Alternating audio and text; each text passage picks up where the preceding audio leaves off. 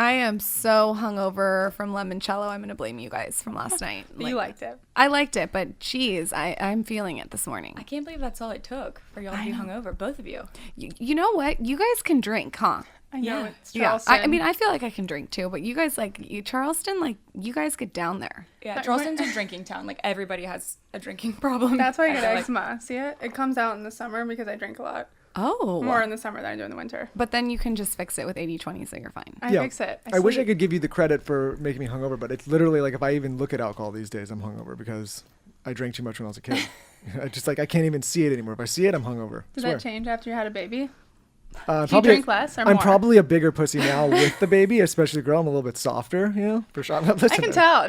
Yeah, for sure. Yeah, you are. If you wake up every morning and you have some fucking other ailment, it's like my ear hurts, my elbow hurts, my thumb hurts. It's like, Michael, I just gave birth. I also have like the dad sneezes now, like the really loud. Oh my God, you sound like a pit bull. Yeah, it's just like out of nowhere. It's horrific. I have those. Okay, so I really thought about my first question for you guys. And the one question that kept coming up for me is this question.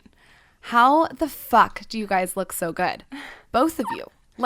Do we look that good? Yeah, you guys both of you look so good. She did my makeup. No, well, I'm actually referring to your figures, but your faces look amazing too. Because I know you guys both have talked about how you lost weight with Blender Moms, but I kind of want to get into the details, the nitty gritty, the day to day. Because you guys in person, you guys look fucking amazing. You look like you're Facetune in person.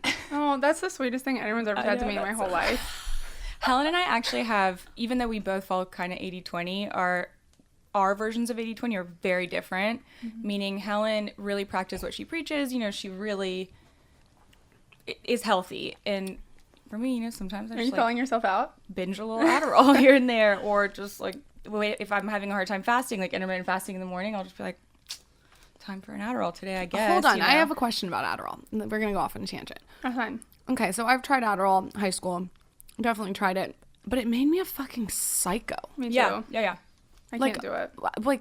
What's the secret? I feel like it fucks with my metabolism and makes me crazy. Yeah. I mean, I really don't recommend it, but I feel like I have to be honest about what I do sometimes. It's definitely not all the time, but yeah, if I'm having a hard time kind of kickstarting something, or I'm just ravaged all the time, I'll have a little caffeine. You're also just coming out of a really, really dark place, though. What happened with your dad? Yeah, that's true. So yeah, I mean, my dad passed away in December, and we've talked about this, but and so it was hard for me to eat at first, and then I was overeating because I was eating my feelings, and so it was, needed a little something to help me balance. And again, I don't recommend. I think Adderall is very toxic and horrible, and I know so many people that are so addicted to it. But for me, I took some on occasion, and it helped me. And now, I don't do it so much, but I just feel like I need to be honest about it, because I hate nothing more than when people are like, this is what I eat in a day. And I'm like, I know that's not what you eat in a day. This is an edited version of what you want people to think you're eating in a day. And so what I really ate today was a small Adderall and maybe a bag of Doritos, and then I had a healthy dinner or something. Let's just be honest about what we're really eating, because most people just say what they want you to think that they're eating, and it's bullshit. I don't like it. I actually appreciate that so much, because I've interviewed so many women, and some of them are taking Adderall, and no one's ever been honest. This is the first time anyone has ever said that on the show. So that's intriguing to me. I don't take it. I'll probably regret saying it, but yeah. No, you won't. But she's so honest. And another thing, while we're on the topic, birth control. Tell them about what happened, your birth control experience. Oh yeah, I mean, birth control made me borderline suicidal. I didn't feel right hormonally. I did. I had, what is it called? Kylena.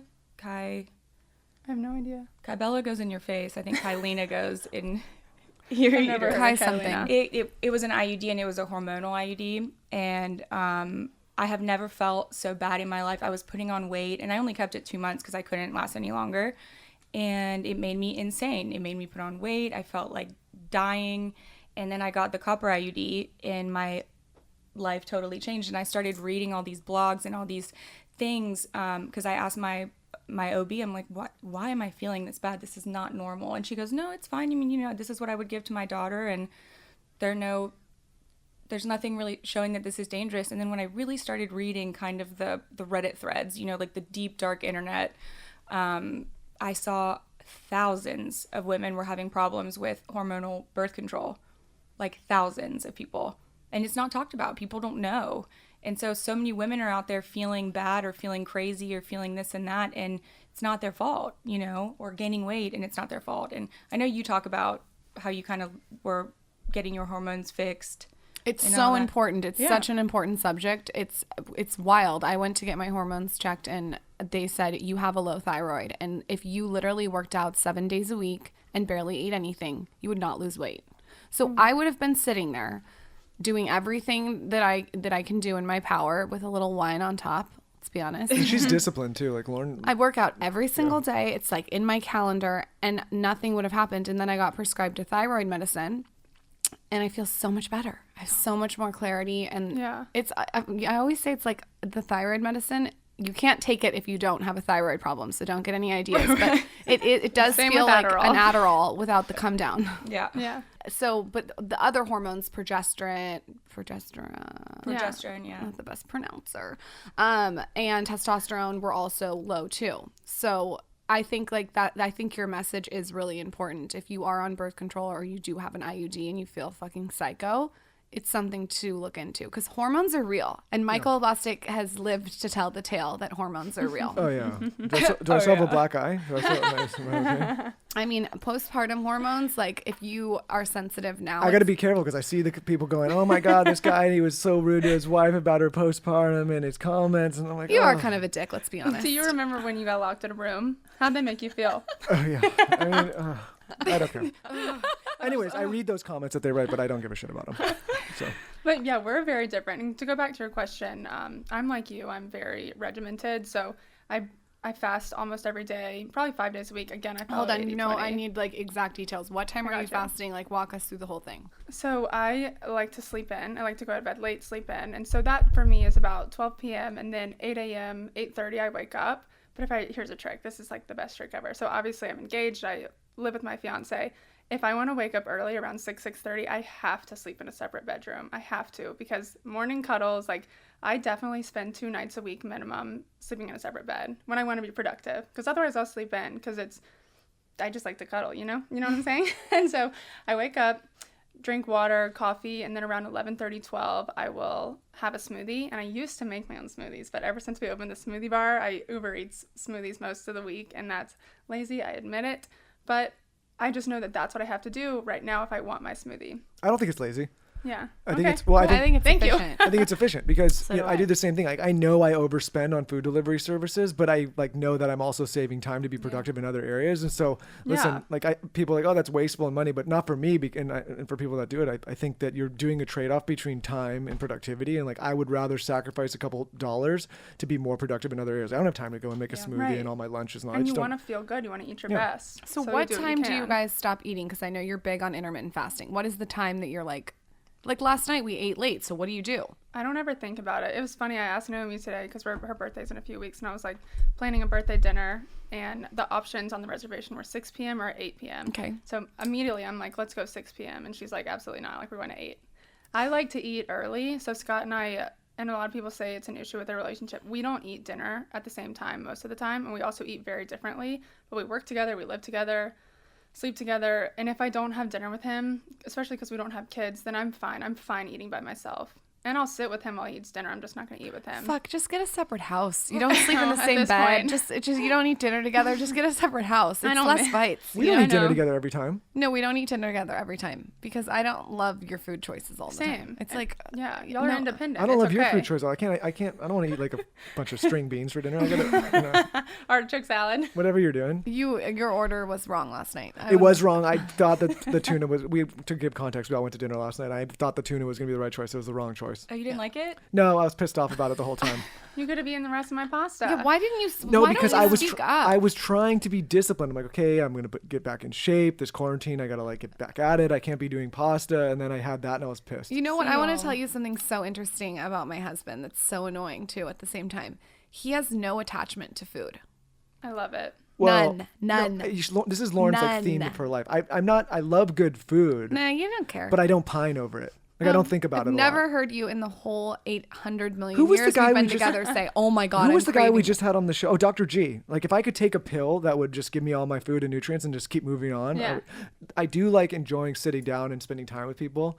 But I think you could see like last night at dinner, like once it's over, like it's over for me. Yeah, you're up, you're out. No, I'm he up, I'm out. can't. You gotta go. His Yeah. dad's the same way. He can't sit at a table with No, I can't plates. with dirty dishes So annoying. and once If the it was drink and the me- check, I'm out. No, gone. I'm like European in the way where like I want to schmooze. Yeah. Okay. I would be European in the way Lauren seems a little if we salty had about European this. vibes in America, I would be European about it. But we don't have those vibes here. It's always people are banging around and I know. The motorcycles. The girls behind us were like taking pictures eating their spaghetti, but they weren't even really eating it. And Yeah, I was what like, was I that? fucking hate LA. Yeah, what is that was an Instagram shoot behind us. Oh yeah, oh absolutely. Yeah, that was like fake Yeah. pasta to the mouth Yep. situation. And I think another thing I forgot to mention that you'll really appreciate is, so we eat differently, and I eat so high carb and so low fat. And so I don't eat meat unless it's venison, maybe a couple times a year. Like if someone shoots it that I know, I'll eat it. And I don't eat much fish unless I'm out of the country because I don't trust the American waters, and fishes look like sponges and it just freaks me out. But I eat so much pasta, not necessarily pasta, but like unrefined carbs, sourdough bread, and just not a lot of fat. And I don't gain weight that way. But the second I start adding in fat with the carbs, I gain weight immediately. So avocado toast, for example, avocados are super high fat, sourdough bread, super high carb. When I combine the two and I eat it every day, I gain weight. But say I just have the bread with like some jelly on top, which is high sugar and high carb, but not high fat, I don't gain weight. That's just how my body works. She's different. Both of you guys have talked openly about your weight losses, and it wasn't a little weight loss. You guys both lost a lot of weight. Mm-hmm. So can you tell us, like you kind of told us what's working for you is maybe food combining, but can you tell us how you've also incorporated the blender bombs and the intermittent fasting, like really like get detailed with it? Yeah. So, and this goes for both of us with the blender bombs. The blender bomb has every essential amino acid and every essential fatty acid. And so for me, the hardest part for losing weight was late night eating and binge eating and just not having control over my cravings at all. And so when I started using the blender bombs, which we created, I worked with a doctor, and he told me like the list of nuts and seeds to have every day because I wasn't eating meat. And so the blender bombs have all the nutrients you need. Once I started having these every day, along with fruit, which is a natural sugar, I stopped having any late night cravings. So I didn't think about food anymore at night. I didn't think about wanting food. I thought, oh, I'm hungry, I'm going to eat. And now with the 80-20 concept, I'm like, as long as my meal is 80% whole foods, then I'm fine. Like, I don't care what the other 20% is. I don't even think about it. How many blender bombs are you eating a day? Just one. And you just pop it in your smoothie? Mm-hmm. And what's your favorite go-to smoothie with it? Right now, it changes. But strawberry banana with peanut butter is by far my favorite. And which blender bomb? Any of them. The peanut butter one. Obviously, if I'm going to do peanut butter. The best seller is the aloe collagen, and her favorite's the goji. Yeah. And But, so what's your smoothie choice if you have to do a blender bomb? So especially when I'm trying to feel better, like lose a little weight, even if it's just a couple pounds, I'll intermittent fast for, as long as it takes really. And then I'll start with a blender bomb smoothie, but I do 2 blender bombs just because it's my preference. I like my smoothies a little thicker. I like the goji acai, and then I just do strawberry, banana, spinach, mango. And then I eat again, Base water or almond milk? What do you guys do as base? water and ice. Water and ice. But that's because of the bomb butter, which I don't have with me because I couldn't bring it on the plane. But bomb butter it's like a nut butter, but it's half the calories, half the fat, and double the fiber of a regular nut butter. So I use bomb butter, and instead of bomb butter, she uses another blender bomb. But the bomb butter basically eliminates the need to buy a nut milk because it has that flax in it, which when you blend it with water, it's a nut milk. I wouldn't eat it plain because it's I've never gritty. tried that. I gotta send you some. Ansley is queen of making smoothies. She'll hook it up. Yeah, Ansley is my new executive assistant that Helen introduced me to, and she's amazing. So I'm jealous. I want her so bad. And we're drinking a smoothie right now, which say what it is really quick. Mango, peaches, banana, blender bomb, almond butter, water, ice. Okay. Yeah. So how do you guys start your morning? I want to know from how you stay productive. You're both running businesses. Is there a specific morning routine? I saw that question you posted on Instagram was asked multiple times. Yeah, you go first because we're different again. I feel like I represent the 20% and Helen represents the 80%. But again, I'm just here to be honest about what I'm doing right now. So it's not always what I do. But right now, my routine is I get up, I hang out with my cats, I have coffee, I usually hang out with my mom for 15-20 minutes, and then I go straight to my office. And then I have my routine in my office, where if I want, I'll fast, or if I'm hungry, I'll make a smoothie right away, or sometimes I will have some Cheetos. It just depends on what I'm feeling like that day and what I want to do. And it's interesting, you said earlier that you're not like really that attached to food, or I think Lauren said that you weren't, because Matul is the same way. But I feel like for me, the first thing I think about in the morning is what do I want to eat that day? And I get excited or I get happy based on what I feel like eating. So if that's a salad and that's what will make me happy, then I associate how good of a day I had with how good the food I had was. Not how healthy, but how good it tasted to me at the time. Well, there's an element, I think, to that. I think one benefit when you're not like, I appreciate good food, so I want everyone to understand. It's not that I don't like food, but I don't have this crazy attachment to it. And I think that people that obsess over food and calories in their meals and what they're going to eat, and this may be controversial and I'm no health expert, but I feel like it causes a lot of cortisol and it causes a lot of stress hormones. And what happens is then when you're thinking like that about food all the time, it's a stressful situation. And then like you start to gain weight and not be able to lose it because you have so much stress in your system. So for me, like food's never been an issue for me, luckily, because I don't think about it so much. But I think because of that, I don't have that stress hormone that's like constantly blasting my system and making it harder and harder to lose weight. So in a way, like even though you're not so focused on super healthy foods all the time, you're also not stressing over, and so it sounds like you're not stressing about all the time, which I think helps in terms of weight management. See, so you are European in that way. Yeah, that's then. like the most Like when I'm important full, lesson. I get up from like I'm done. Like I don't just like, I think a lot of Americans, because we get these the portions here are way too out of control, and like there's so much like we could talk about You that for do hours. portion control too. Like you don't eat. You're not glutton. No, when I'm full, I stop eating. Like I don't just like overdo it. Everyone's like, how could you? Not my fault that the restaurant decided to make a massive plate that they're gonna waste. That's not my problem. Like they should get their portions under control. I can't eat. Like you can't. We're not designed You're to eat married that to much. a French boy. He's a French boy. Oh my God, I'm gonna have to hear about this for the next. No, but it's a You weird. shouldn't have said that. You know, he's gonna be like, I'm a French boy. when I was a kid, I went to this guy's house, a friend of mine, I was like maybe like 6 or 7 years old. And the guy said I wasn't allowed to leave the table until I ate every bite. I know people are scarred, but like Taylor, for example, Taylor, didn't your grandpa make you like sit at the table for like 8 years? Something crazy like that. Didn't he make you eat with your fist No, or it's something? just the Oh thing, my you God, couldn't- not the you fist. couldn't Oh my get up God, your and fucking leave. mic's on for once. I can't believe it. I wasn't allowed, or nobody was allowed to get up and leave the table until everything was done, and then there was no talking at the table. Yeah. And tell us about the way you eat. Wait, hold on. Very I'll get back to him in a second. But interesting. what I'm saying is, I remember sitting there and being like that young and thinking, this is weird. I'm full. I don't want to eat. And so I just stared this dad down for like literally like 3 hours until I was supposed to spend the night and he sent me home. He was pissed. But I always thought that was a weird. Who was that? Shout him out. No, I won't shout out. But it was a weird American mentality where it's like if you don't eat every drop, and I think the better fix is just to actually serve proper proportions that people can actually eat without being Maybe gluttonous. charge less money too. For the I mean, that California is prices. psychotic. Forcing somebody to eat until they're past the point of feeling sick. My dad was half Greek, half Italian, and his mom and grandma used to make him sit, and they would keep serving him, and then he said that he would finish eating and lay down and feel like he was going to explode and smoke a cigarette and be like, okay, well, I'm dead for the next 2 hours. And he had bad food habits his entire life because of that. Yeah. That is some psycho stuff to force somebody to eat. It's some psycho stuff. I also got this tip from a friend who lost 65 pounds. My friend Valentino told me, he said, don't weigh yourself in the morning. I don't. I was doing that as I'm trying to lose weight postpartum. I was weighing myself every morning. And what it does is it sets your cortisol off if you're higher than you want to be.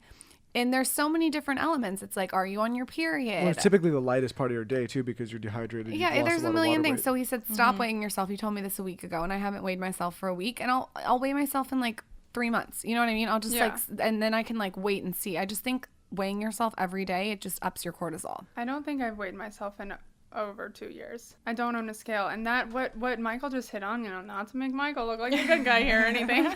God forbid.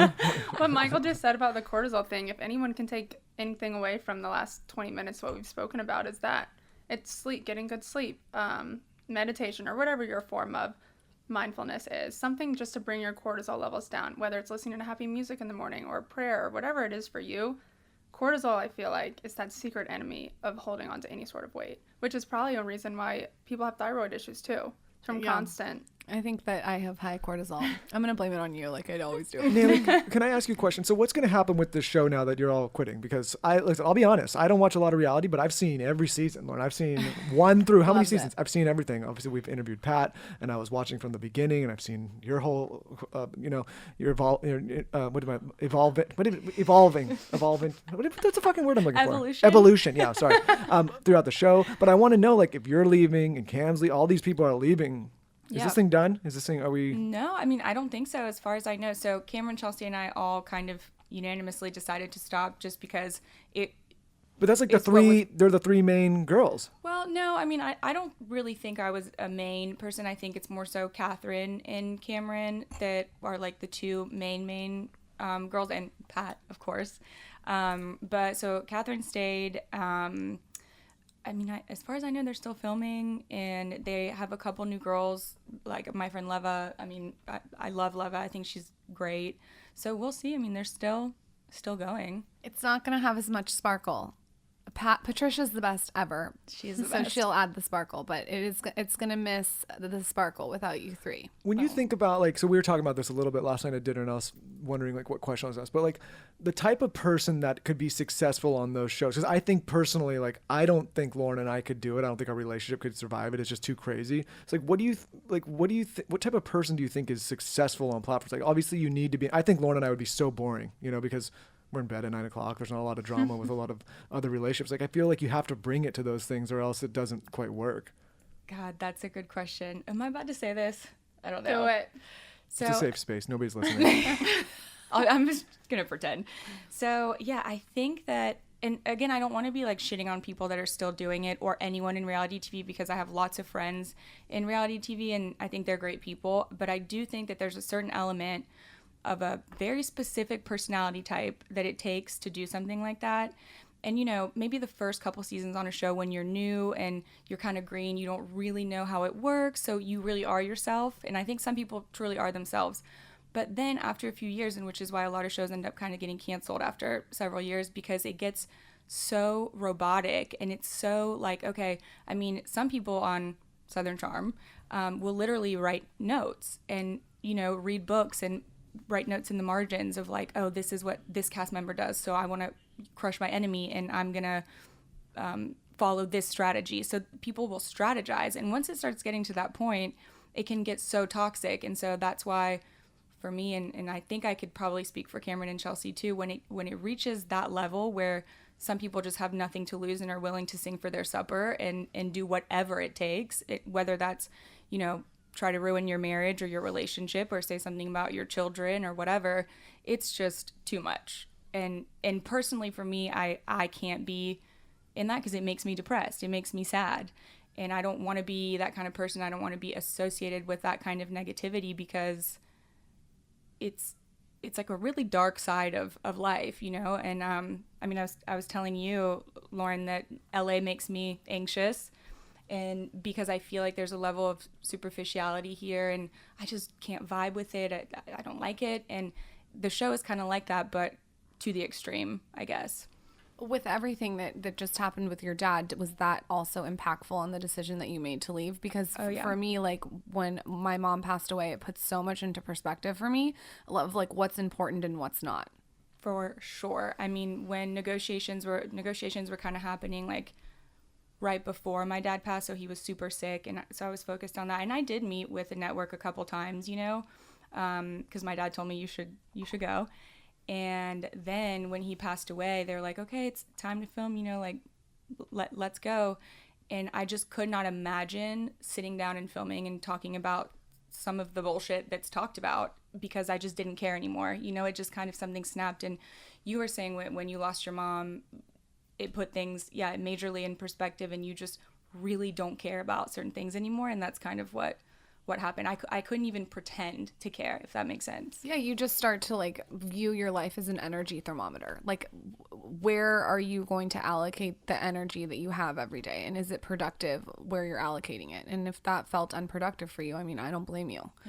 Yeah.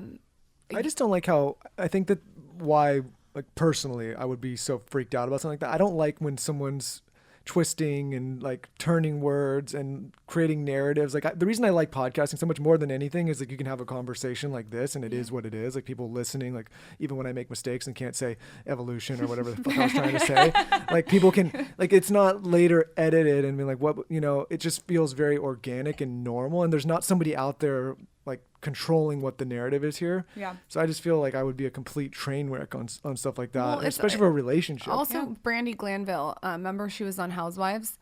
Yes. And she outed, what's her name? Maloof. Yeah. On having a surrogate. Uh-huh.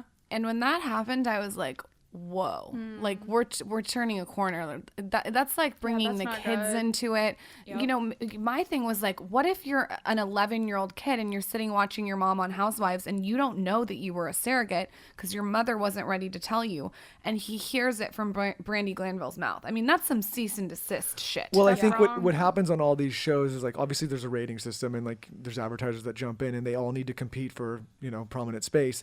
And so they just keep pushing the envelope further and further. Like, oh, what can I do to like get more shock value? And it just gets further and further and further. It's going to get to a point where like, you know, listen, it's entertainment. We all like even myself watch it, but I just don't like that it's in a lot of senses it's fabricated and they're doing things to blindside and hurt people. Exactly. It's like we're always so constantly stimulated, and that's what they do on TV. They're always trying to stimulate you with a new plot twist and this and this and this. And it's like, that's to me why meditation is so important, mindfulness, because your whole life you are just constantly stimulated. There's always going to be something changing or catching your attention, where not many people are prioritizing just chilling out or going to a ranch and relaxing. How do you practice mindfulness? Do you do it in the morning? You didn't tell us your morning routine. Yeah, I do it constantly, like literally all throughout the day. I meditate when I wake up. It's a guided meditation. I still haven't mastered like meditating by myself, but meditating in the morning. Headspace? I use Insight Timer. Okay. I've done Headspace before. I used it for a long time, and then one of my friends started like putting her podcast on Insight Timer, so I did that to support her.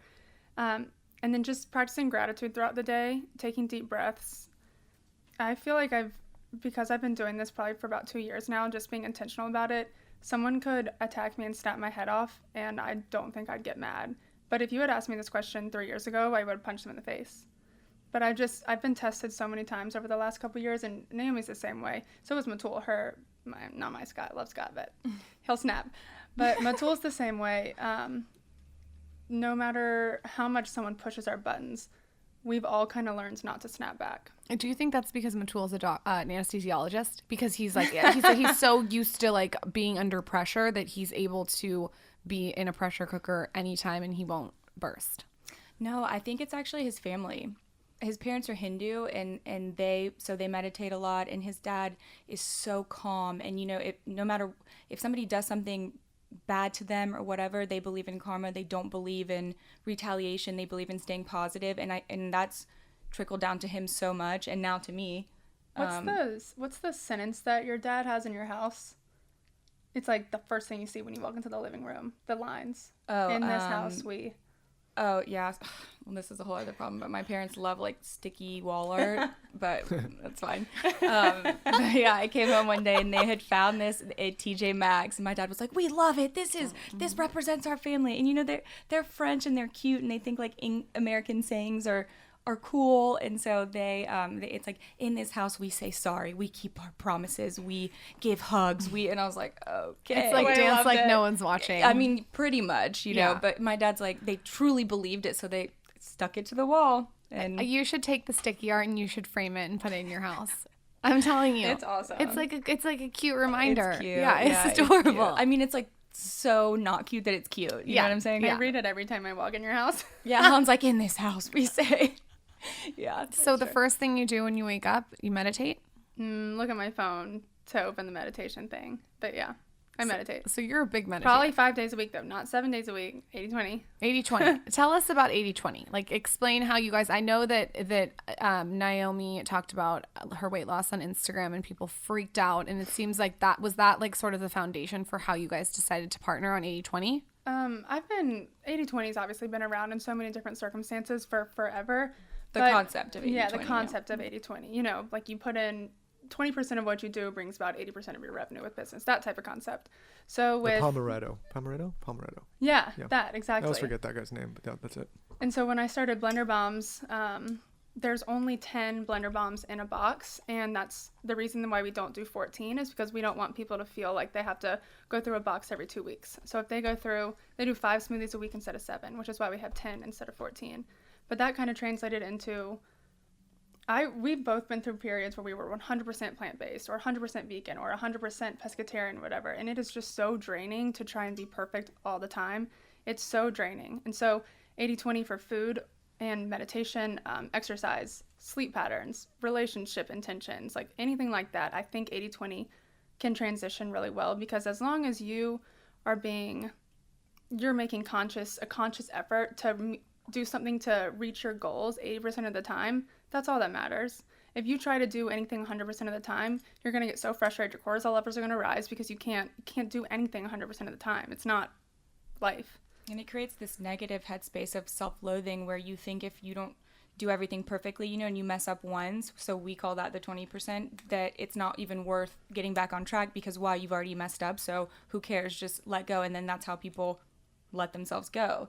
And so we really want to share with people that it's okay if you're doing your best and then you spend a couple days eating what you want and not working out. It doesn't matter, just then get back on the horse for a little while, and then you can have another cheat day if you want, or cheat meal, or not work out, and it's fine. Like, it's fine. And eventually you get so used to not being perfect that you stop thinking about calories, you stop looking at nutrition labels, you start focusing on how you feel, like the ingredients behind what you're eating rather than like the calories, fat, protein, carbs. And it's been like a blessing for me, because I used to be orthorexic, I guess. It's like when you're too structured or like you care too much about food, you won't eat anything bad. And so 80-20 has been a good balance for us. What do you guys think the biggest difference with both of your weight losses was? Was it the blender bombs? Was it fasting? Was it practicing mindfulness? What was the like main thing that you look at? She is pescatarian, and I strive to be mostly plant-based. And then also I think, what else? I mean, what made the biggest difference for me, aside from fasting, of course, because I already sometimes wasn't eating that much in the mornings, and I think a lot of people eat less than they realize in the mornings, but it was the first meal that I was having, instead of it being some really like greasy, shitty food because I was starving. Even if you want to have a burger right after, just have a blender bomb smoothie first. And even if you don't want it, just have it. I guarantee you'll feel better, and you still can have the burger, but you might eat a little less of it. And then over time, you start building these habits where you stop these cravings of this shitty food that is going to get in the way of your weight loss or whatever it is that you want. And you're going to start being like, oh, I'll just have a smoothie, or I'll just have this. And it's these tiny incremental changes that made a huge difference for me, because it took me almost a year to lose weight, but people noticed all of a sudden, you know what I mean? But it was a long build up and like a long maintenance also, but people see it and they're like, oh my God, what happened? Or like, you're so lucky. I'm like, what are you talking about? Lucky, this has been going on, you just didn't know. So, and what about for you? We both lost weight out of self-loathing at the beginning, is how it was. Like, we didn't like the way we looked. You were going through a breakup. I just had gained a bunch of weight in college and I didn't know how to cope with it. And so we both started our weight loss in a negative mindset. And when we both were trying to lose weight with that as our intention, like we're losing weight because we're not happy with ourselves, it didn't work. It was like a fluctuation. It was up and down. We never permanently lost weight. But once I changed my mindset to be, I want to be healthier and like I want to eat more plants, immediately I could start seeing results. That is so interesting that you say that, because I'm having this really big obsession right now with Dr. Joe Dispenza. And basically he says that as humans, when we wake up in the morning, our first thought of the day always goes to the negative. So like it could be, what did I say last night when I was drinking? Or, was I good at that dinner? Or shit, I have to do a conference call today that's an hour long. Like your brain automatically goes to the negative. So we evolved to like look for danger, right, and survive. Yeah. And so that's why you looked at those things. Yeah. So he just said that if you can know that your brain is going to go to the negative and switch it to a positive, it's a muscle that you can keep working. And so now when I'm almost now observing my thoughts. So almost like outside of my thoughts being like, oh, that's negative thinking. I need to switch it every single time I think a negative thought. So in the morning, I woke up this morning and I was like, oh, I have to do this and this and this and this and this and all these things and the baby and I'm like, no. Hold on. and I like reframe the whole thing. Next time we start to get in a fight, I want you to stop and observe your thoughts while you're in it. My thoughts are 100%. There's been some pretty accurate when we're in a wacky fight. behavior lately. Yeah, there is wacky behavior when you're postpartum and you just gave birth to a baby. I gotta call you out. There's been not a lot of observing of thoughts when we fight. I want to hear the wacky behavior. What do I'm you a do? fucking whack job. I love it. I love that. No, Tell me. Okay, first of all, when you're postpartum, you're not yourself. I can't explain it. Like, you're just not. Every little sound that he makes is like more annoying. Like closing the drawers. Oh, the drawers. Today he's opening the Well, drawers. get the whisper drawers. Invest a little bit more. What do we have? What is that drawer you system also we have? slam the door. Like, I'm just very sensitive to noise and sound. But let me like. And I also don't get why you have to turn the light on. But now let me say I this: like the shades these open. slams and these things she's talking about are just normal activities that are not slams and not as just she's postpartum and she thinks that these are like the other day we got out of the elevator and I like stepped loudly when we got off and she's like, "What do you bang?" I'm like, "I'm just walking normally." She's just hypersensitive right now. Yeah, you're hypersensitive. It's really gnarly, and it's not like I got a handbook on how to deal with postpartum. Like if everybody else in this room heard me shut the drawer, they'd be like, "Okay, you shut a drawer." Like, but for her, But it doesn't matter what it really is. All that matters is how she perceives it. And right? then it's you doing it, no one else. Yeah. I don't think this is I couldn't get away with this. I couldn't be like, well, it's that time where I just, my You brain. didn't have a baby. I know that. That's why I'm going to My favorite thing ever is when I was literally breastfeeding with a huge rash down my back after I just gave birth 2 days later. How about this? And you said you had a headache. How about this? I'll give you, my you God, get the I would've pass and flipped. I'll be like, okay, but Yeah, but it's like. so the men sometimes get I a think little he's something. joking. I'm like, maybe if we're hungover, like I get the same pass as when you're postpartum. No, Girls are going you to write don't. in so You pissed don't. off. You don't. You But don't. I want a little pass. I'm like, oh, maybe I have a headache today, so I can act a little wacky and I can maybe be a little grumpy. no. Michael, I think this is a cry for help. Yeah. I That's what. think that's If what this anyone's is. listening. This entire fucking podcast is going to cry for help. Go date a guy. Like, this is what you get with me. Take it or leave it. Honestly, if I like wouldn't mind it, I feel like it'd be a little easier in some senses. Go date a guy. Maybe in my next, if You this and Taylor relationship should doesn't date. work out. You guys should fist each other. Listen, I was thinking about what you're saying. When you break up, you get in really good shape, and I haven't had a breakup, and we haven't been broken up could in use a 11 good years. breakup. I'd probably get in like You really can good just sleep in shape. separate beds. You guys both look great. I thank really you. feel like you're way too. 25 you said pounds yesterday No, you you think don't. that you're 20 pounds. I mean, that's She's too hard on insane. herself. I do. You have like BDD. Like that's too much. I might have BDDs. BDD. And again, go living by in just LA, one year, it's so doing it to you. Therefore, you need to move to Charleston with us. I think so too. you Michael will. can stay here since Charleston's too slow. He can stay in the fast. Did that offend you when I said that? I was No. wondering. Yeah. No, It's slow, but impossible I'm to offend slow. us. No, Yeah, you I can think Impossible. it's Charleston is slower than LA. Like, and that's why we like it. yeah, honestly though, like my ranch that I'm getting No, I that you're You working gotta get a towards. ranch. listen. Maybe this will be the offensive part. I don't think I like slow, but I feel like the services are slow. Like for example, Lauren went to go get a blowout one time there, and This is literally my story. You take I my know. stories, repackage I'll them tell as you your why own, and I tell had to them. suffer because I had to Definitely. wait. I had to wait, Oh, and it okay, was okay. like it took so much longer than it does in other But places. I think there's something beautiful about that. Or- It's like slow down. Everything is so fast. It's almost too fast. You're And like, then life goes by so fast, and before you know it, it's I like get that it. Kenny No, Chesney but I song, mean, Don't like, Blink. listen. Even if you talk about being in France, like, it's a slower pace, but it's not slow. Does that make sense? Like, the people there are efficient in the service industry oh it's God, fine. That's the fake Well, off. why were you waiting on her to finish her blowout? Why didn't because you I entertain was. yourself? She's like, it'll take a few seconds, and I was like, Well, that's your first mistake. For but you know what I'm saying? Like, there's a difference between like slow pace Okay, and then let's slow. move to France. she makes up for I it by think you not were given the showering. wrong expectations on it taking a few seconds. Because if you say like it'll take an hour and a half, which is a little more realistic. Yeah. Well, that's. Yeah. I think that's like my experience with women in general, right? But just like in my wife specifically, it's like, hey, we'll be there in 5, and then it's. I feel like 45. we're pretty low maintenance, Maybe though. you should date a Lauren, guy. you think Lauren's low Is that maintenance? wrong? She doesn't wash her hair. She doesn't shower. Taylor, get on the mic immediately. You think Lauren Everts is low maintenance? No, I mean, there's a lot that is high maintenance, but the goal of her being high maintenance in some aspects is so that she doesn't have to spend her mornings getting ready. Yeah, what's Efficiency. the housewife say? I'm a riddle wrapped in an enigma or something. Which one says that? Lauren is. You never know what I am. Whenever we get into like a crazy fight, and Lauren's like, I'm leaving and you're leaving and I'm going to go somewhere else. And I'm like, listen, the next guy that gets you, good fucking luck, guy. Like this is not low maintenance. She might be expensive, but she does save time in the morning. No, not even expensive. Just like there's a lot to unwrap here, you know? I don't think I'm that high maintenance. Thank goodness she's not boring. I think you should be thankful that your wife takes care of herself. She's definitely not boring. No, and I am thankful. Yeah. I'm married to a smoke show. But she is not low maintenance. Okay, I want to talk about business because you guys, I was saying you're both deceptively intelligent. I would agree. I want to talk. Can you kind of tell the audience, each of you, how you've built your business and maybe how you've leveraged the show and how you started Blender Bombs? Like, walk us through how you had the idea, how you started it, where it came from, the origin, all the stuff. Okay, cool. So I started Blender Bombs when I was, how old was I? In 2017? Yeah. 23? 22? 20. I don't even remember.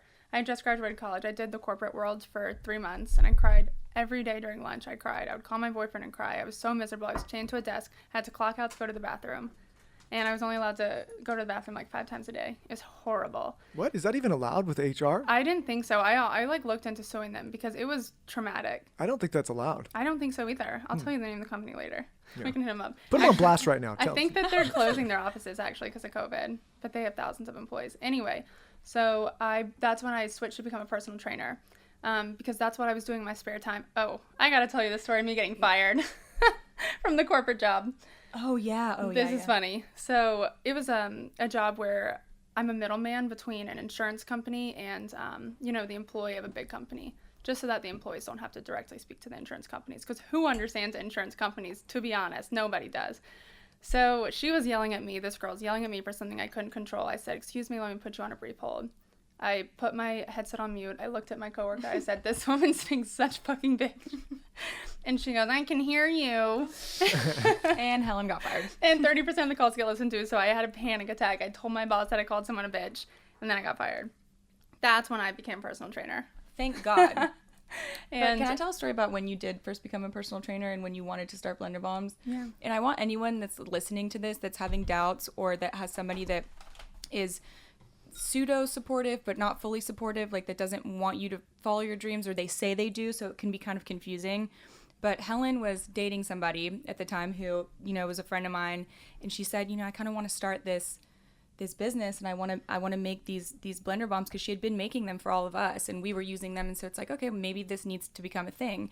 And he was like, Helen, you'll never make it. Are you kidding me? Like, selling these small things to put in your smoothies, like, that's so dumb, and that's just a terrible idea. You need to stick to your corporate job. And she didn't listen to him, and thank God, because now Blender Bombs is a huge and extremely successful company. And I'm just so proud of you that you didn't listen to that shit, because there are so many people out there that let people negatively influence them or scare them from making that leap, and you didn't. Why do you think you didn't listen to him? Going with my gut. I just knew that I just knew. I went with my gut, and I had people texting me for them, so obviously there was a demand. I felt like a drug dealer with people coming to pick up Blender Bombs outside. Tell us about that. I think there's two, there's a time when it's like, okay, you have a real conversation with yourself and say, like, does that person have merit? And then there's a time to identify, like, hey, is this person passing their fear and insecurity onto me, right? Like, and I think that's exactly you what have it to was. distinguish between the two, because I think there's productive conversations being like, hey, like, maybe there's a hole in the business. There's not. You've obviously been very successful with this, but that's something, okay, like, you can entertain. But then there's another world where what you're talking about, where there's someone that's being negative and just passing their insecurities and their fears onto toxic. you. We needed to break up long before that.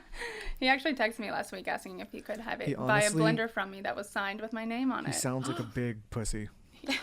He is. He was evil. But anyway, so I started making these Blender Bombs for people, and my mom, for my birthday present in 2017, she took me to Costco, spent, $150 on pecans, almonds, chia seeds, all these nuts and seeds that you can buy at Costco, and dates. And then my dad bought my LLC, and that was $300, and we've been profitable ever since. Like, I had zero money at the time. I maybe had 3 clients that I was training. I had no money, but my parents gave me that $300 for the initial investment, and we've made it work. Just because I think I did kind of cheat a little bit at the beginning. I lied about the weights of the blender bombs. So when I was shipping them, I didn't have to pay the whole shipping label, which wasn't good. Love a little lie. Love a little lie. But listen, let me. I think this is relevant to talk about for young people. So we have a lot of young people that listen.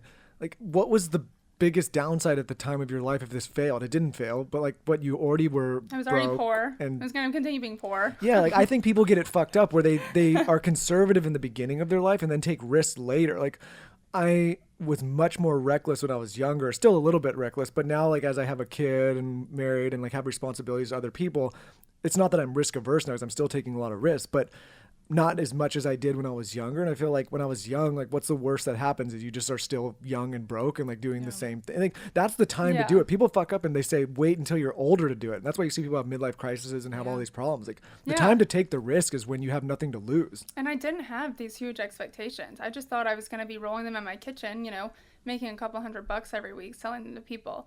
And then I started like sharing testimonials, reposting testimonials that people would text me, and it blew up. It just blew up. I started getting all these online orders. Then Naomie, you posted about your weight loss, and it just continued blowing up. And we had a 64% like customer retention rate. So 64% of the people who are buying the product were coming back, and it's still that high. Like, our retention rate is so freaking high. What were some of the testimonials that people are saying? Weight loss, craving control, knowing that they're getting nutrients for their kids, or people like who are on medication and they aren't hungry, so then they know that they need to get these certain nutrients every day, so then they have the blender bombs. Or I'm gonna give one to Zaza. Yeah, absolutely. Yeah, I'm going to do it. Let's see what she says. I'm just kidding, she can't talk, but it's okay. We communicate with our eyes. Yeah, I bet you do. I would love to communicate with Zaza's eyes, to be honest. I think everyone can agree that Zaza's got the best eyes. Yeah. Michael thinks they're his eyes. No, I know they're not mine. I know for sure. Those Wait, are what does he Mom's say eyes. when he looks at her? He's like, oh, there's me. Yeah, he's like, oh, there I am. Like, there you are, you beautiful me. I love that. I want to thank me, and I want to thank me. Have you ever seen that Snoop Dogg video where he's like, I want to thank me for being me. I want to thank me for putting in all this hard work. He's like, I want to thank me for never giving in and just being me all the time.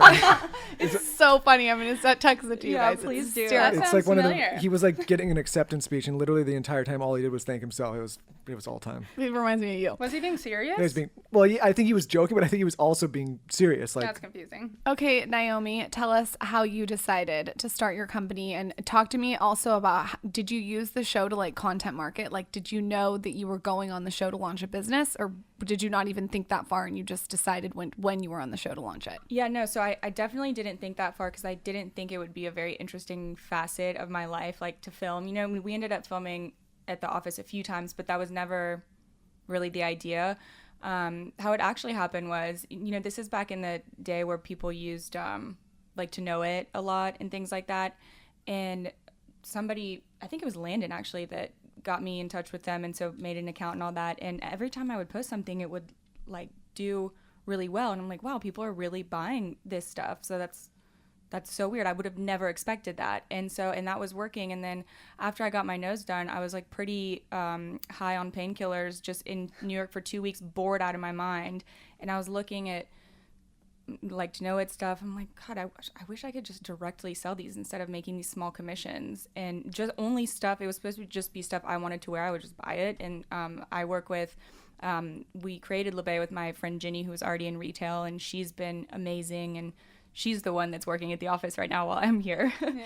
But so it started out as that, and we were buying not huge quantities, you know, just like kind of normal, and started out profitable. But then when we started figuring out the model of let's sell really high quantities at a really low margin, so I know 100%, even if we buy from the same vendor at some other store, like 100% of the time our price will be lower, because no one else in the industry really, it's not worth your time to make such a low profit. But if you're selling, you know, 2,000 of something or more, then it makes sense. And so it's all these small little wins that we started having, and now it's just like works on its own. It's been awesome. What has been like the main piece that everyone's obsessed with? We have like a couple major sellers where we just buy out the manufacturer. One is that scallop dress, you know, it's this black and white dress. Oh, I love that dress. Yeah, we've sold so much. You would like it. That. You know what you influenced me to buy? I just remembered this, or I would have told you last night. And I don't even know if you remember this. You were at Patricia's party. It was like the last episode, I think, of the season, and you were wearing these pearl earrings with fluff in the front of them. Oh my, I got so much shit for those from my friends. They were like, "Yo, you're wearing furry ears? Like, They're so cute." Yeah. They're so chic. Those. I love and you those. were wearing an outfit that I think was from your company. Yeah, we sold a lot of that one too. It was called the Galaxy jumpsuit. It was black and white, right? It was white and it had like tan lace or something. I don't remember. You looked exactly, so major.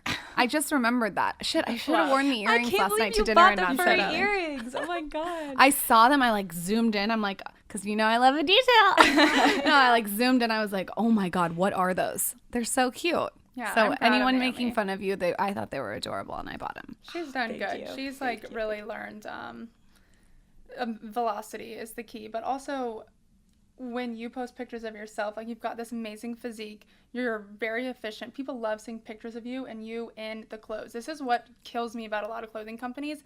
The main picture is of the clothing item on a rack, or just it's not on a human. You've got to put the clothing item on a human to be able to sell it. Everyone wants to know how it flows. They want to know how it fits. It's so important. Even these big retailers, like I don't know if it's Shop Bop or Revolve, or these big retailers don't have that as their main picture. I think that's why something Navy does so well with her clothing line is you always can see it on her, so you can see what you're dealing with. Yeah.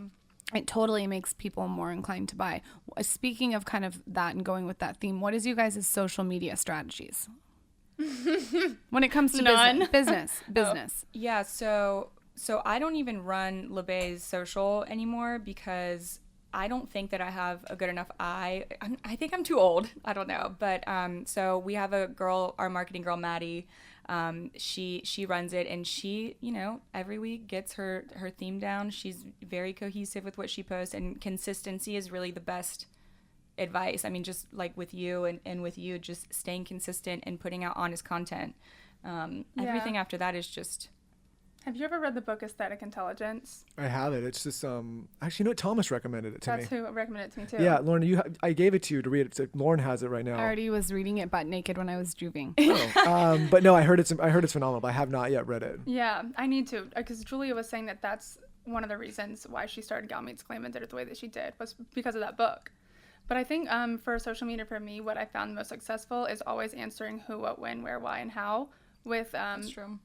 Probably within 3 different posts, so that it's not a super long caption, but you always want to answer your customers' questions before they have to ask them and wait on you to reply. That way, everyone wants to buy something all of a sudden. Like when you saw Naomie wear those fluffy earrings, you knew where to buy them, you bought them. But if you didn't know where to buy them, you wouldn't have bought them probably. Hold on, I actually didn't know where to buy the fluffy Yeah, earrings. I don't think I told. Scour the internet. It took like an hour. Okay, well, besides that, yeah, the who, what, when, where, why, how to me is really important. I get so mad when someone tells me something and I can't find the answer to it. Like, I don't want to have to ask someone to answer it for me. Just tell me before. I think also there's something like going off what you're saying, but also maybe a little bit disagreeing. I think there also is something, though, about having someone discover it on their own. True. Does that make sense? Like, instead of you telling them about it, they actually go and find it, seek it out, and find, like, how I found these earrings on this random site. Like, I felt like I did it.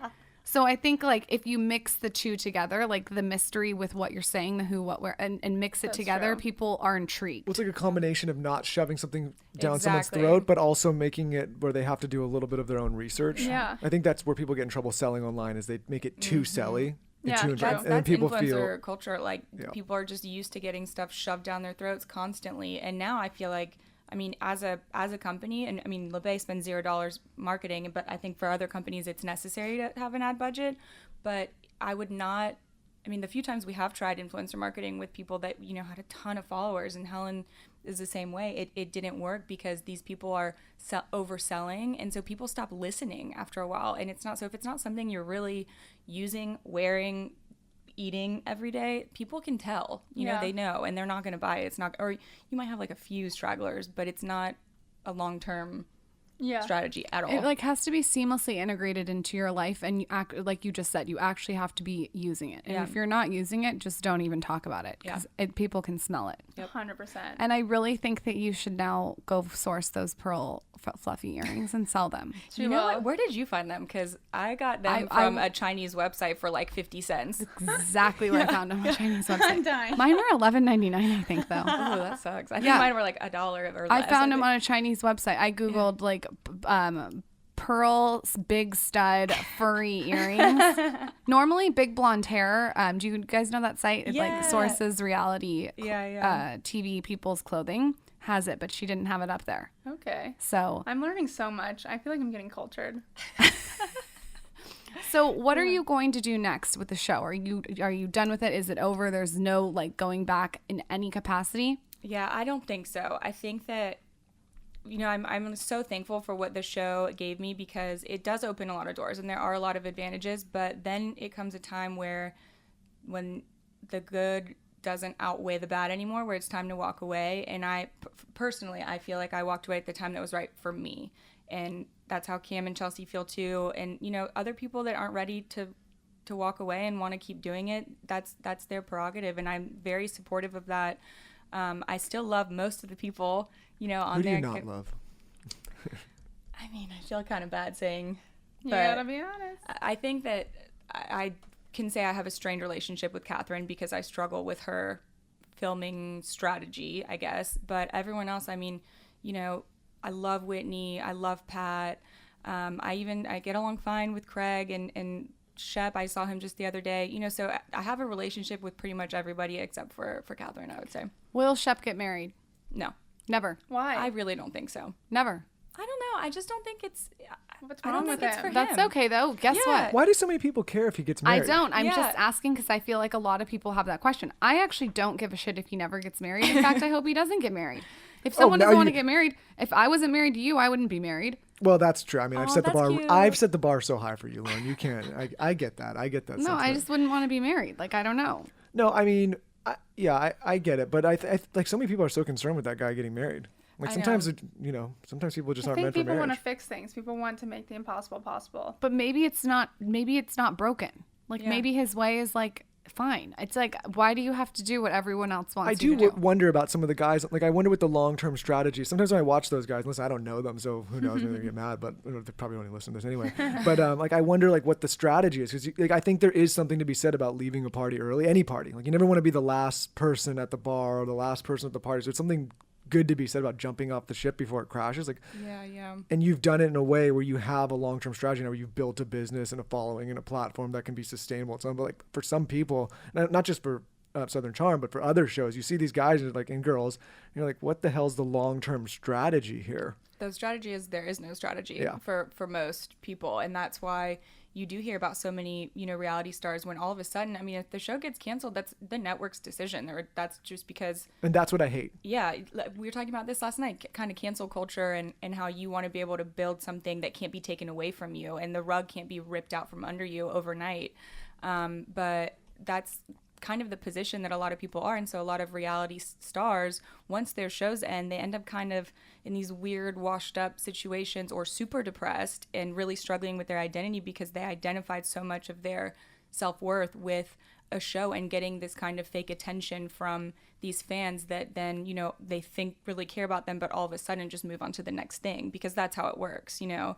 So, yeah, the strategy is there is no strategy for some people. But then, you know, I mean, I think like Patricia has her caftans, and I think Craig's doing well with his pillows, and Cameron is in the process of writing a book, you know, and she would be fine either way. But Chelsea bought her own salon, and she's working on her own hair care line and stuff. There's a lot going on. There's just some people, you know, don't feel the need right then, and they don't really have the vision to be like, I got to figure something out for when this is over, because it will end eventually. You know what it also applies to, and I keep saying this on this podcast, is like if you're like say an influencer or creator that's so reliant on like Facebook or Instagram or YouTube, same thing can happen. Right. You know, it's right. a bit literally it same is thing. it is with reality stars sometimes when you don't have a strategy, a bit astronaut syndrome. It is. It's like going viral as an influencer. You go viral, and then what happens when you go to 2 million followers, and then you come down to earth and you get depressed because you're not on that high anymore.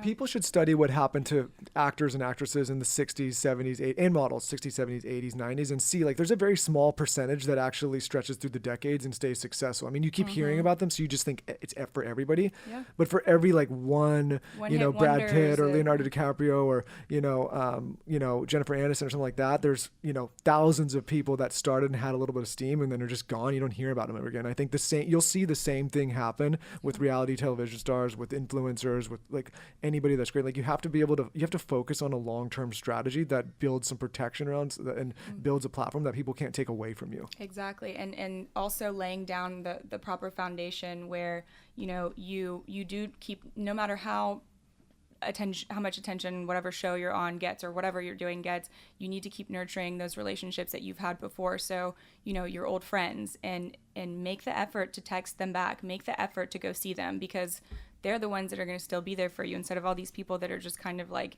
these leeches, and I was telling Helen the other day, that's something I'm struggling with now, because people that I used to think I was a good judge of character, and there are a few people in my life where I realized maybe they were elite, maybe they weren't, I'm not sure. And so that can be kind of hard, and I'm sure that happens to a lot of people that, Do you think, like, when you quit the show, you had some people that were hanging around thinking maybe they were going to get on the show, and then you're off, and now those people bail on you, or like they're not around anymore? Is that what you're referencing here? Kind of, yeah. But in Charleston, nobody cares about the show, like nobody. And I'm lucky that not really. No, it's all people. I mean, we forget really about the show until you go to an airport and stuff, and then people start coming up to you, and you're like, oh shit, yeah, okay. Like, but in Charleston, people are like, whatever, because you know them all, so like, oh, that's just Shep, that's just so and so. It doesn't matter.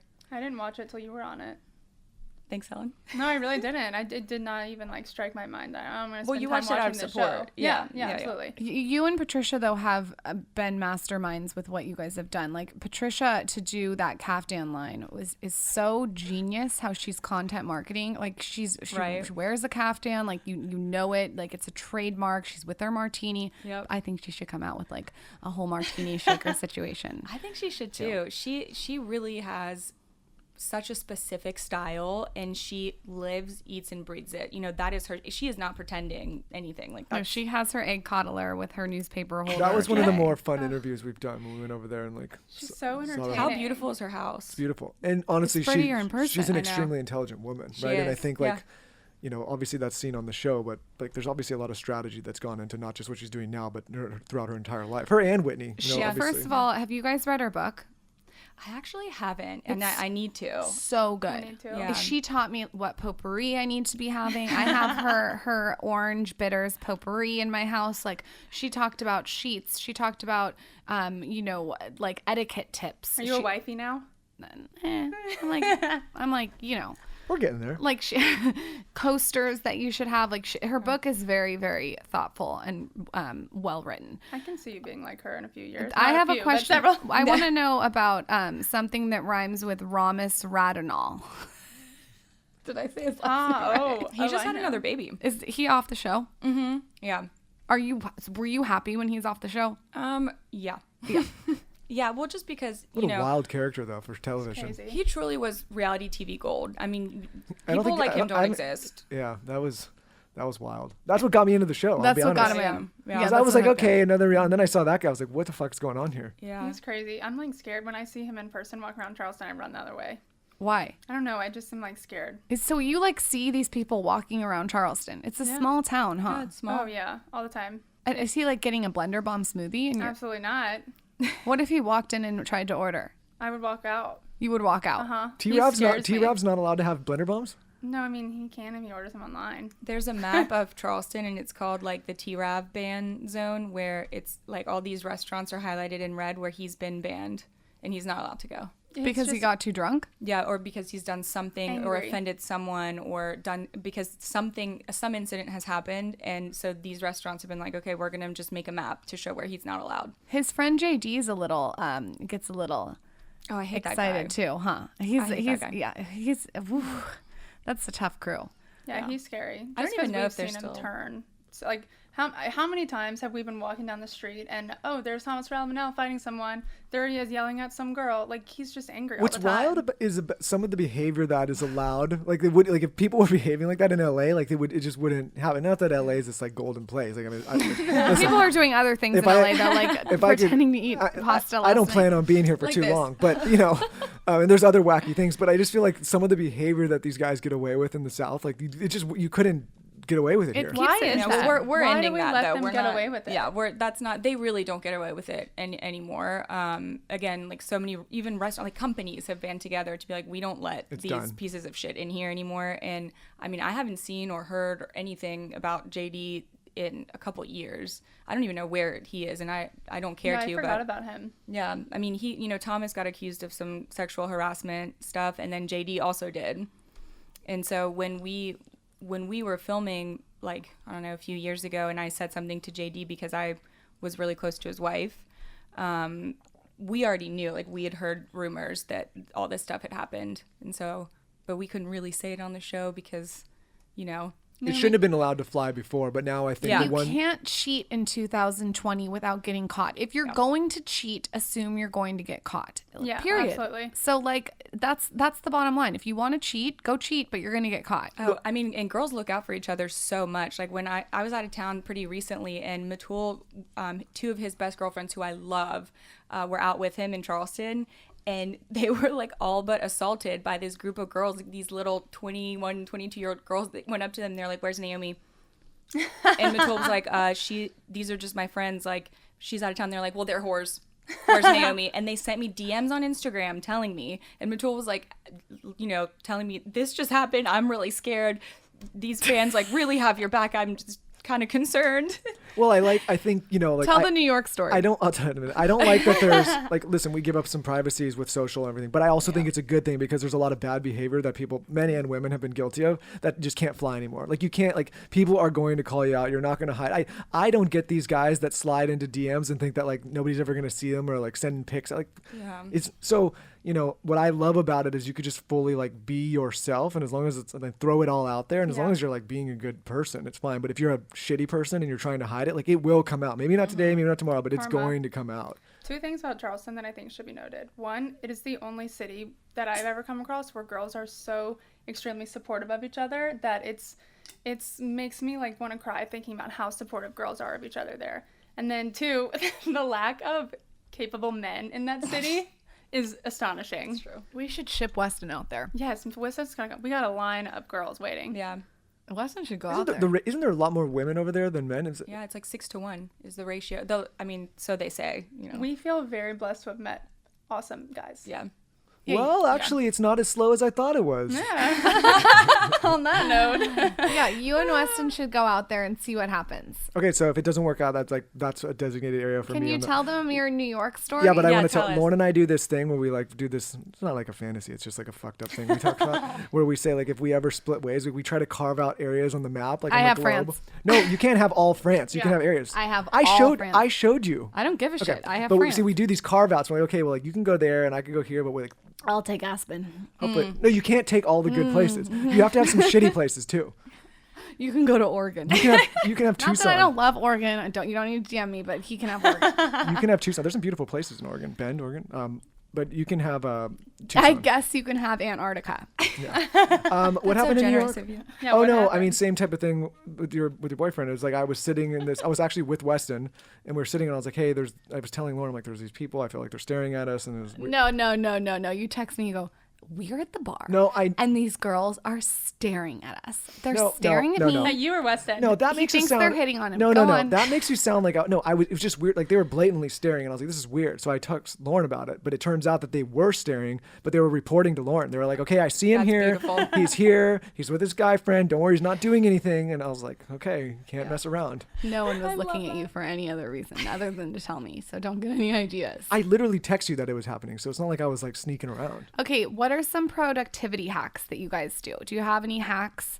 Like, do you listen to a podcast while you fold the laundry? What a good transition, Lauren.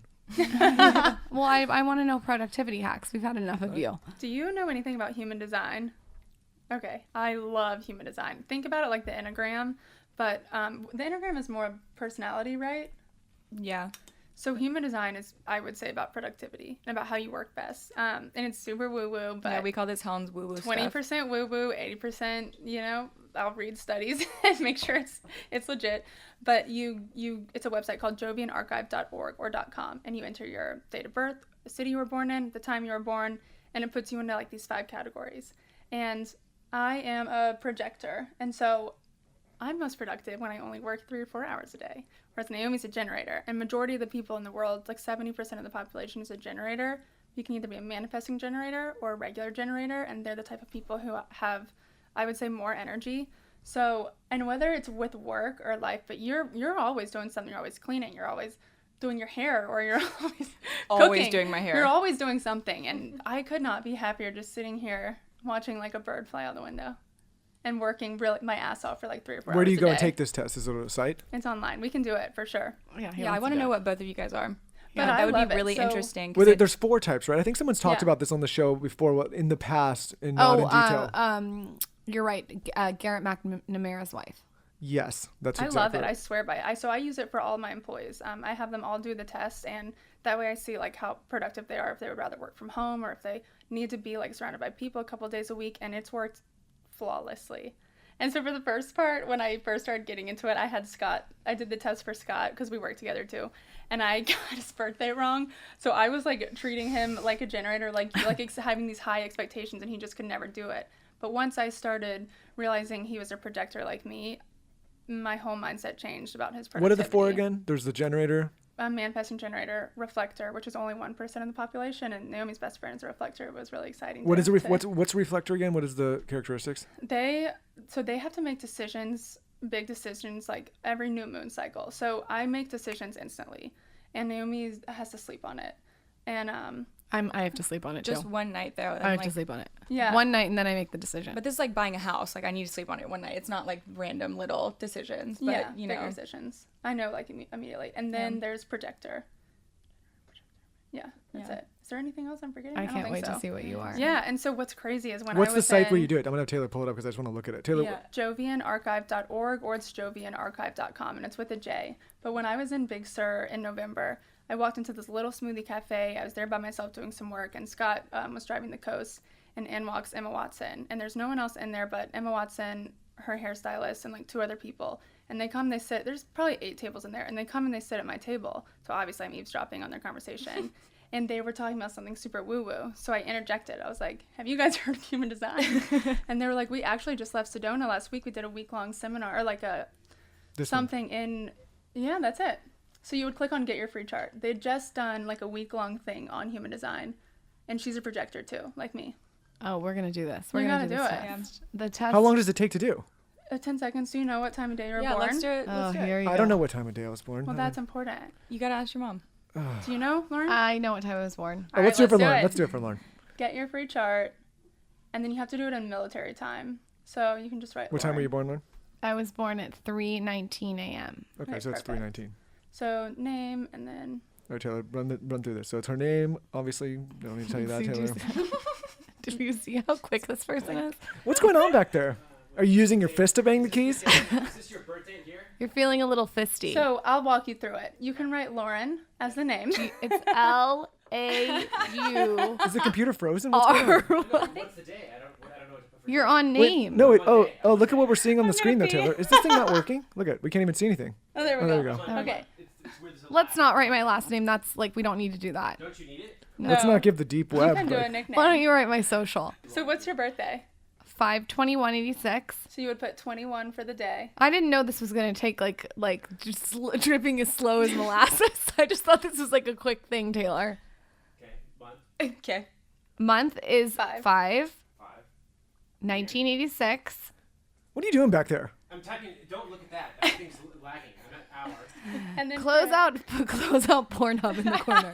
Yeah, what are you doing? Are you ruining all the servers here? Beating your Downloading- meat. No, I'm on hour. It's And don't 03 stop looking for at the that. hour. Oh, you're on hour. 03. Yep. 03. In what minute? 19. 19. And then country, you're going to type in US. Where were you born? USA, Denver. So type in USA-Colorado. And it'll pop up. And then for the city, just write Denver. Yeah. Okay, here it goes. That's all it is. Wait, It's- what do you think? Can you predict? Projector. Is that the most common? Or like a generator, but I don't know. I think Reflector, dude, I'm gonna freak out. You're the 1%. You're the 1% What does that mean? of the world. That Of is so course. exciting. Can we read about it and what it? Okay, this makes me so happy. You have no idea. Who else is a reflector that we know? Your friend. Of course, you're in the 1%, Lauren, of She the likes horses. reflectors. Oh, Jamie. Yeah. Oh, so you're a weirdo, kind of. Yeah. You can so take you're on weird. anyone else's energy. So you're. Oh, I'm this is me. everything's white, everything's clear. So I have like 5 or 6 filled in, but yours is empty. So who you're with, you'll take on their energy. That's why you have to be super, super protective. That's why you get so year-round. exhausted. God, that literally is me. Oh, you get so tired. Yes, that's so interesting. But I you do can take on never people's compare energy. yourself to anyone else. Like that's one really important thing is you can't compare your Wait, morning what are we routine or reading here, what though? you're I eating can't to tell what I'm anyone reading else. here. I know because I have to explain it to you. Yeah, she has to explain it. Yeah. So let's see. Scroll up a little bit. Well, this is much more complicated than I thought. Scroll up. I know. I'll send you some of the Instagram things about it. So Enough about me. What do you think about me? Wait a whole lunar cycle, so you got to wait 28 days. Stop to looking at make me, big look at me. decisions. Your profile's 6'3", which is what my profile is. I don't even remember, but there's probably like 9 different profiles. And your disappointment. So mine is frustration, and I think Naomi's is anger. So when things aren't going right, I get super frustrated. Naomi will get angry, and yours is disappointment. Great. Yeah, I know. I'm not mad at you. I'm We'll just talk about this disappointed. later. Perfect. Michael's ecstatic. Can I Wonderful. text you a picture of Michael's later tonight? Yeah, this makes me so happy. Why? You're 1%. That's so cool. It's very rare for anyone in their whole life to meet a reflector. Really? Yeah. You're and only so the second here's one. what's crazy is I've maybe asked 15 people to ever take this test, and 3 of them have been reflectors. I bet you Zaz is a reflector. I told Michael the other day, yeah. I said, I just want to tell you about this baby. I said, this baby is very sensitive to energy. He doesn't believe me. I'm No, like, I believe you. I'm telling you, her whole life, she's going to have to be protective of her energy because I watch her and people drain her energy. They take her energy. Yeah. Does it like explain so much about you? Oh, I mean, I don't know if is this like real? Is this true? I think it is. I think it's 100% real, but that's me Michael's just pissed he's going not with the my one. gut. Even if it's not, she's going to run with it now for the Yeah. rest of her life. She's going to say she's 1% of whatever. Michael, I'm exhausted. But I Okay, think I've been reflecting. I think it's cool because I haven't asked that many people to take the test, but it's like a certain person who I'm like, I know this will resonate with them. And for 3 out of the 15 to be reflectors when 1% of the population is a reflector, that's pretty cool Wow. to me. Sorry, Michael. DBJ, Yeah. motherfucker. Well, I don't know if you need to. I mean, maybe it's a good thing for me. I don't know. We'll find out what you are. What is your best piece of advice that each of you can leave our audience with? Like something that you look to a lot, like maybe a mantra or just maybe something your dad taught you. What's your best piece? Life is a game. God, that's so much better than what I was gonna say. You Wait, got it. Is that yours? Because I feel like I don't know. I have a couple, Go. but I can't choose. So. Okay, well, why she's thinking of her couple, can you tell us why life is a game? Because just give us a little background on that. Yeah, so we talked about this last night, everybody. But when I was in Costa Rica, I think it was 2 years ago, it was my first time ever going out of the country. I was with Scott, and we did ayahuasca. So it was an awesome ceremony. We had the shaman, we had the whole works. It probably took about 10 hours. And before I went to Costa Rica, I was talking to a girl who I was working with as my life coach, and I told her I was really interested in ayahuasca. I had never really thought about it before I talked about it. I actually heard about it first on y'all's podcast. And she was like, okay, well, you know, if you're going to do ayahuasca, Costa Rica's a great place to do it. I wouldn't recommend doing it in America. She didn't know anybody. I'm sure there's some great people, but she didn't know anybody. And so when we were staying at, this starts with an H. It's in Nozara, Costa Rica. It was amazing. But it was the off season. There weren't that many people there. And we met these 2 girls, and they had just done ayahuasca the night before. I don't know how it came up, but it came up. Probably because I knew I was like 20% woo-woo. And I was like, I'm going to do it. And so I PayPal'd this woman, $600. And Scott and I drove up that night with these 2 girls to a shaman's house, 20 minutes in the mountains. And I walked in, and it was this beautiful room. There was 15 or 20 different mattresses laying, and this shaman kind of went through this whole 2-hour ceremony to get us in the right headspace to do the ayahuasca. She was very, very particular about the details, about what she was saying, all the instruments she was playing. Scott said he was freaked out, but I loved every second of it. So this shaman goes around, gives everyone the first dose of ayahuasca, and she asks if everyone's like happy, if they're feeling it. I couldn't feel it. So I ended up getting 4 rounds of ayahuasca, which is crazy.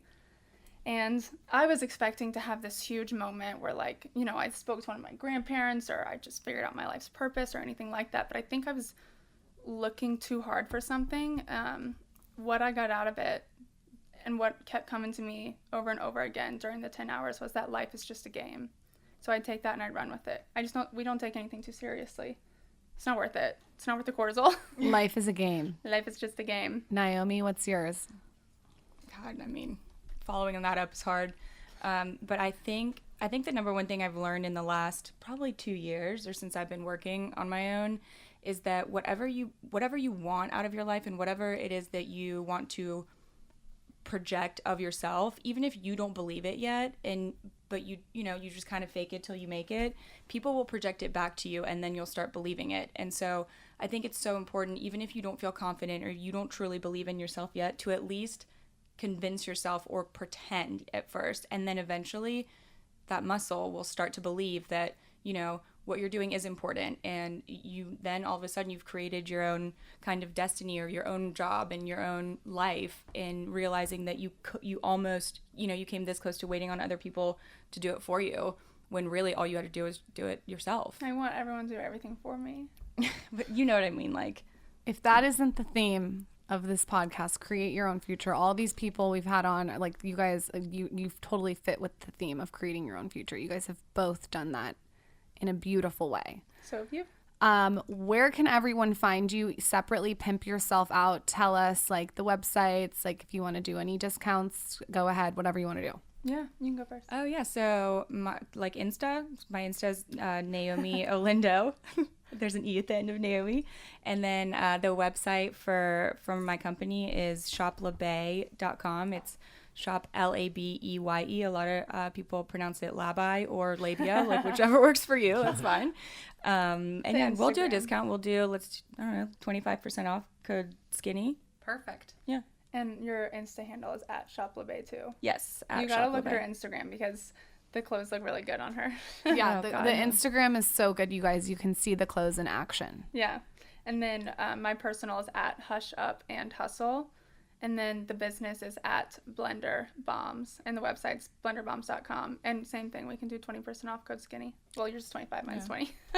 That's amazing. If I lived in Charleston, I feel like we would hang Well, out. we'll come I back. think Next you're time we gonna come move. back, we got to do I gotta proper. I might move. You guys You're have a to come stay reflector. with us. I'm a reflector. Well, last time, you know, we just kind of hit all the bars and ran around and did a bunch of debaucherous Didn't know I was things. pregnant. We are neighbors. We live right next to your other friends. And Yeah. so we all live in the same area. So you really guys should come. It's so fun. Not in the summer, it's too hot. But the fall's good. What's We the best will. time to come? Like October, September, October? Come in October. Yeah. Yeah. Okay.